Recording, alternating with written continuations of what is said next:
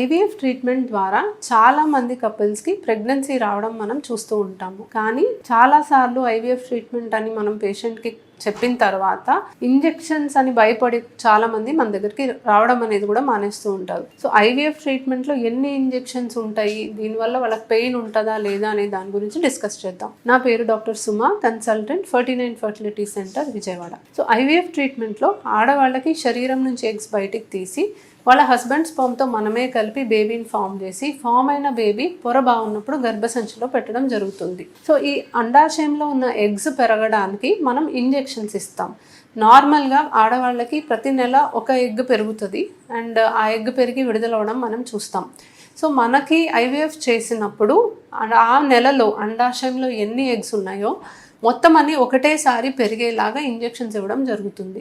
So ఇవి hormone injections అండి. And మనం కొంచెం ఎక్కువ డోసే ఇస్తాము, ఎందుకంటే మనకు అన్ని ఎగ్స్ ఒకటేసారి పెరగాలి కాబట్టి. సో మనకి ఇప్పుడు చాలా మంచి టెక్నాలజీస్ ఉన్నాయండి. రీకాంబినెంట్ ఇంజెక్షన్స్ అవైలబుల్ ఉన్నాయి. సో ఈ ఇంజెక్షన్స్ ఒక చిన్న ఇన్సులిన్ సిరింజ్, మనం షుగర్ పేషెంట్స్ ఎలా అయితే వాళ్ళే ఇన్సులిన్ ఇంజెక్షన్స్ చేసుకోగలరు, చర్మం కిందకి ఇచ్చే ఇంజెక్షన్స్, అలాంటి ఇంజెక్షన్సే ఇప్పుడు అందుబాటులో ఉన్నాయి. సో ఇంతకుముందు ఇంజెక్షన్స్ కొంచెం ఆయిల్ బేస్డ్ ఉండేవి, చాలా పెయిన్ఫుల్ ఉండేవి అండ్ మజిల్లోకి ఇచ్చే ఇంజెక్షన్స్ అనేవి ఉండేవి. బట్ ఇప్పుడు మనకి టెక్నాలజీ ఇంప్రూవ్ అయ్యే కొద్దీ స్కిన్ కిందకి ఇచ్చే ఇంజెక్షన్స్, రీకాంబినెంట్ టెక్నాలజీతో చేసిన ఇంజెక్షన్స్, పెయిన్ అస్సలు ఎక్కువగా లేకుండా ఉండే ఇంజెక్షన్స్ మనకు అవైలబుల్గా ఉన్నాయి. సో యూజువలీ మనము ప్రతిరోజు కూడా ఒక 2 లేదా 3 ఇంజెక్షన్స్ ఇవ్వడం జరుగుతుంది. అండ్ ఎన్ని రోజులు అంటే వాళ్ళకు వచ్చిన రెస్పాన్స్ని బట్టి, సో 8 నుంచి 12, 13 రోజుల వరకు మనం యూజువలీ ఇంజెక్షన్స్ ఇవ్వడానికి ట్రై చేస్తాం. నార్మల్గా ఒక 10 days ఇంజెక్షన్స్కి మనకి ఎగ్స్ బాగా పెరిగినప్పుడు మంచి రెస్పాన్స్ వచ్చినట్టు మనం అర్థం చేసుకోవచ్చు. ఎర్లీ రెస్పాన్స్ కొంతమందికి వస్తుంది, కొంతమందికి లేట్ రెస్పాన్స్ అనేది మనం గమనిస్తూ ఉంటాం. సో ఈ హార్మోనల్ ఇంజెక్షన్స్ ఎగ్ పెరగడానికి మనం ఖచ్చితంగా వాడాలి. ఎక్కువ పెయిన్ ఉండదండి, చీమ కుట్టినట్టు కూడా మీకు అనిపించదు, చాలా టెంపరీ పెయిన్ అది.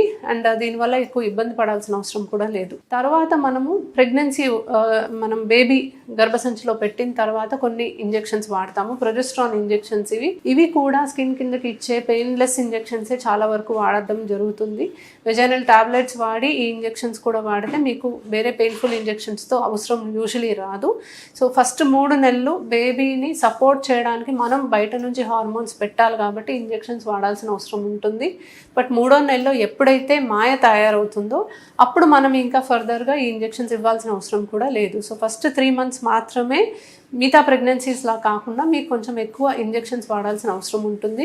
బట్ 3వ నెల దాటిన దగ్గర నుంచి ఆల్మోస్ట్ వేరే న్యాచురల్ ప్రెగ్నెన్సీలో ఎలా అయితే మీరు వాడాల్సి వస్తుందో అలాగే వాడాల్సి ఉంటుంది.